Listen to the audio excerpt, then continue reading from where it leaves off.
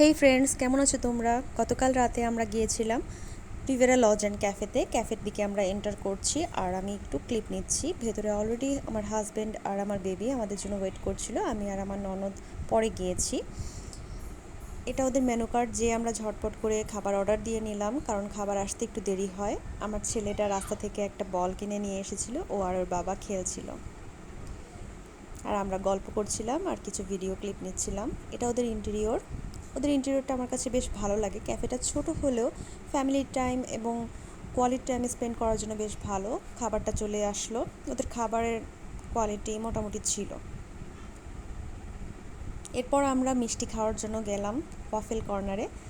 এখানে আমি second time যাচ্ছি। ফার্স্ট টাইমের এক্সপিরিয়েন্স খুবই ভালো ছিল, তো সেকেন্ড টাইম না আসলেই না।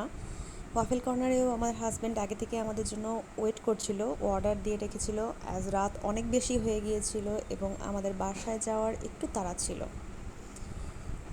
এই যে আমরা ওয়াফেলের জন্য ওয়েট করছি, ওয়াফেল চলে এসেছে। ইয়ামি ইয়ামি 3টা ওয়াফেল। এখানের মধ্যে ওরিওটা অ্যান্ড কিটক্যাটটা বেশি ভালো ছিল, ব্লুবেরিটা average. That's for today. Thanks for watching.